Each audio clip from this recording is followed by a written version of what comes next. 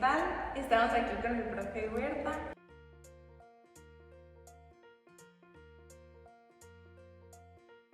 ¿No? Muchas gracias por la invitación. Aquí estamos para tratar de entender qué es un paciente geriátrico y qué es lo que sucede con ellos, ¿no? Así es, a lo largo de su estancia en el hospital, ¿usted trató con muchos geriátricos? Sí, afortunadamente el hospital donde yo laboré aproximadamente 28 años, ahí se ve mucho paciente geriátrico, ¿no? La mayoría de todos ellos vemos adultos mayores, vemos pacientes adultos y adultos mayores. ¿Qué significa un paciente geriátrico? Es aquel que normalmente se hace una evaluación de ellos y que empieza a partir de los 65 años. Muy bien. ¿Cuáles serían los principales problemas de salud que usted vio en este grupo etario? Pues múltiples pacientes presentan diversos tipos de salud en relación a su edad, que son ocasionados por muchos factores. Dentro de ellos puede ser tal vez el abandono que se tiene hacia el paciente geriátrico, el que no es atendido de manera correcta, el que no lleva una alimentación antes de llegar a esa edad. Son múltiples factores que condicionan que la salud de los pacientes geriátricos pues, se vea mermada, ¿no? En los hospitales donde uno trabajó, la mayoría de los pacientes llegan con problemas de desnutrición, ya no ocasionados en el hospital, sino ya con desnutrición desde la familia, ¿no? Desde la casa, desde el hogar. Pues tal vez a lo mejor porque las personas que los cuidan, que son los hijos, que son las esposas o los esposos, pues normalmente no conocen cómo están sus pacientes y cómo deben de tratarlos. La falta de información. Puede ser la falta de información. Muy bien. ¿Cómo cambia el metabolismo con la edad y qué impacto tiene en la salud? A medida que va uno creciendo, a medida que va uno envejeciendo, pues normalmente el metabolismo empieza a tener sus efectos. Todos de alguna manera empezamos a tener esas cosas, pero eso se debe a que tal vez no llevamos una buena alimentación, un complemento, o a lo mejor en estos años o los años anteriores, normalmente las mujeres tenían 6 niños, 8 hijos, 12 hijos. Y normalmente ellos pues no sabían que tenían que fortificar o dar un complemento tal vez a través del calcio, o tomar el sol, o consumir ácido fólico para prevenir, ¿no? Algunos de estos pacientes geriátricos llegan a ser edéntulos, es decir, que pierden sus dientes. ¿Debido a qué? Pues que normalmente no hubo calcio suficiente para el producto y el producto busca de dónde obtener ese calcio a través de ese detalle. Muchos de estos pacientes, a través de estas cosas, pues empiezan a tener fracturas. ¿Qué tiene que ver la fractura con el metabolismo? Muy sencillo, pues no hay absorción de calcio o no consumen calcio. Y un golpecito, una caída, fractura. Y en la casa va al seguro, la vemos o la valoran los médicos, curan o reparan la fractura que tiene el paciente, le ponen una placa a la cadera, la llevan para su casa, pero tal vez no le dicen que pues, hay que cuidarla, hay que hacer esto y hay que hacer lo demás. Y esas cosas pues, a largo plazo llegan a afectar. Entonces el metabolismo sí se ve afectado. Claro. Y ¿cómo manejar las enfermedades como la diabetes y la hipertensión en los adultos mayores con un enfoque nutricional? Llegamos primero a valorarlos. Los pacientes se llegan a valorar por un nutriólogo clínico especializado que tiene esa especialidad de ver pacientes con metabolismo. Llega el especialista también para determinar un tipo de complemento, o llegan los nutriólogos. El chiste es que vayamos, valoremos a esos pacientes para ver cómo están. Algunos de ellos, pues, tenemos la herencia, ¿no? Tenemos la herencia de que somos diabéticos, somos hipertensos, o no nos cuidamos, o ya llegamos con una glucosa muy descontrolada que de alguna manera pues te va afectando. Entonces algunos de esos pacientes geriátricos pues tal vez ya perdieron un ojo a través de una retinopatía o su visión es muy diferente, o que normalmente presentan problemas cardíacos, o que presentan nefropatía, o que presentan una amputación. Pacientes que también llegan por problemas cardíacos por la hipertensión que llegan a presentar. Pero el enfoque de nosotros es tratar de ayudarlos al hacer una buena valoración nutricional. Y de esa valoración nutricional, ver cómo los voy a ayudar a través de la alimentación, pues dando carbohidratos complejos, pero es muy fácil decirlo. Existe que el paciente se los pueda consumir, darle una dieta hiposódica moderada o leve, dependiendo, pero enseñar al paciente cómo los debe de consumir o cómo los debe preparados en la casa para hacerlo. Entonces no es difícil, es echarle ganas e irlos a ver, hacer sus valoraciones. Cuesta mucho trabajo, como en todas partes, ¿no? Pero hay técnicas para hacer una buena valoración y a través de esa valoración sacar un diagnóstico y a través de ese diagnóstico nutricional sacar un tratamiento específico para tipos de diabetes, tipos de hipertensión que tengan estos pacientes. ¿Qué precauciones nutricionales se deben tomar en pacientes geriátricos como polifarmacia? A veces es un pleito, pues a veces, o no es la palabra correcta. Es algo de hablar con el médico y decirle, pues le vas a dar ácido fólico, pues yo también voy a enriquecer la alimentación a través de alimentos que contengan ácido fólico, es dar también hierro a través de alimentos que tengan ese detalle. Aquí el objetivo de nosotros como nutriólogos o como personal de la nutrición es que normalmente debemos enseñar al paciente qué comer para ir tratando de disminuir esa polifarmacia. El paciente llega y le dice, trae la presión elevada, dale un antihipertensivo. Tienes problemas de glucosa, dale un hipogluceminante o inyecta la insulina.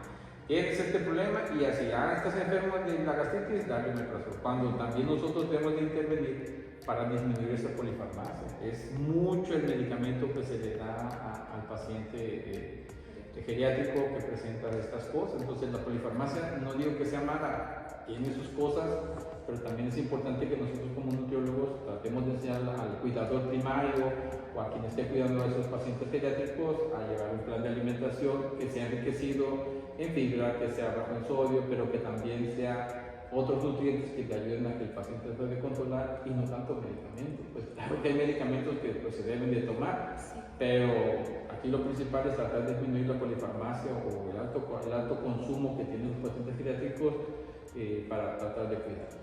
Claro. Y unido a lo que acaba de comentar, entonces el tipo de dieta más adecuado para un paciente geriátrico sería lo que mencionaba. Sí, pero cada paciente tiene su propia enfermedad.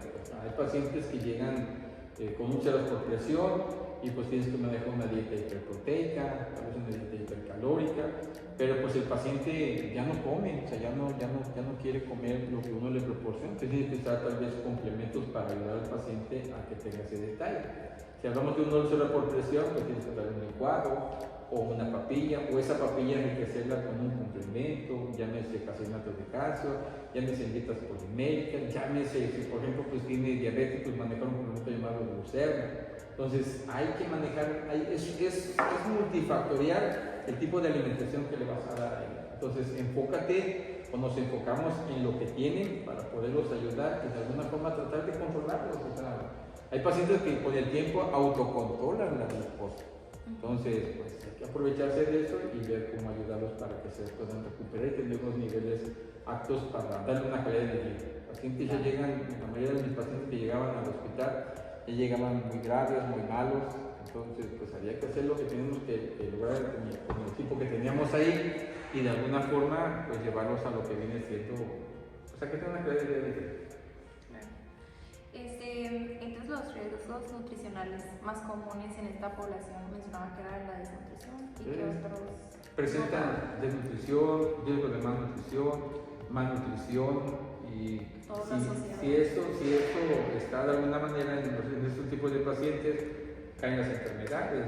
Te comentaba yo ahorita, si tienes una úlcera por presión, aquí lo importante es también apoyarse con otro equipo de trabajo, hay una clínica de las heridas en el Seguro Social que se encargan de ayudarnos con esos detalles. Ellos aplican parches, aplican enzimas, hacen curaciones, pero también nos piden mucho lentes de consulta para ir a valorarlos, porque ellos también pensaban como nosotros o conocían algo de que tienes que dar una dieta hiperproteica, manejar los complementos para ayudarlos. El paciente, como te digo, son dedéntulos, no comen, pues tienes que buscar qué hacer con ellos. Claro que también hay suplementos que son buenos que le van a ayudar al paciente, entonces yo digo que es fácil, pero cuesta mucho. Y aquí también es involucrar a los familiares, que se involucren. Si somos 5 hijos, los 5, sé que no se va a poder porque cada hijo piensa diferente, no tengo tiempo, no es aquello, pero pues si no podemos de alguna forma ayudarnos para que la jefa o los adultos mayores pues se sientan bien, se sientan en confianza y siéntate a comer, vamos a comer contigo, de una manera diferente. Aunque uno crea que el paciente tenga tal vez un problema senil, es decir, su edad avanzada, el paciente todavía siente el cariño y el afecto de la familia que tiene a su alrededor. ¿Cómo cree que afecta la desnutrición y la obesidad en los adultos mayores? En la experiencia que yo tengo ahí, o lo que yo viví, casi no hay pacientes llegan con desnutrición, o sea, con desnutrición en el sentido de que con bajo peso. Pues.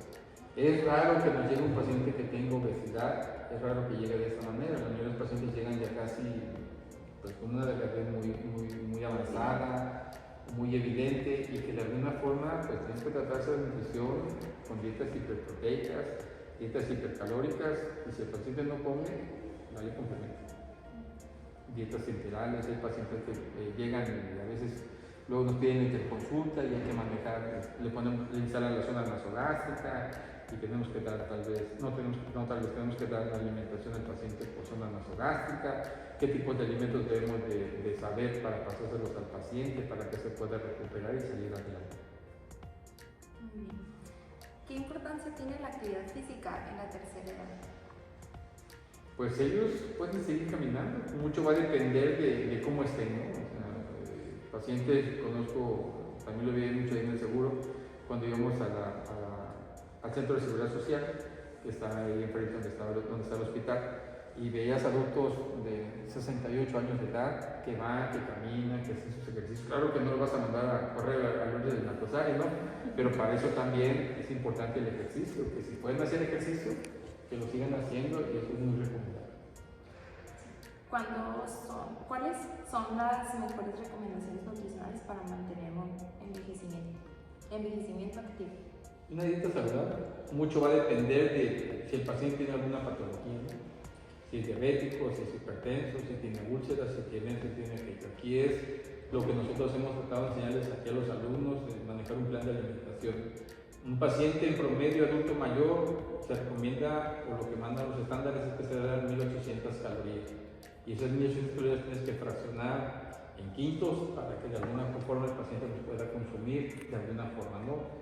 Vuelvo a repetir, si es edéntulo, pues buscas una papilla, buscas un licuado, buscas en consistencias blandas, consomés, caldos, para que el paciente los pueda consumir. Y dar suplemento también está permitido para esos tipos de pacientes. Por eso yo insisto en una alimentación saludable, dependiendo la patología que tenga tu paciente, es como lo vas a tratar. Que se busque la manera de que no caiga en desnutrición. Así es.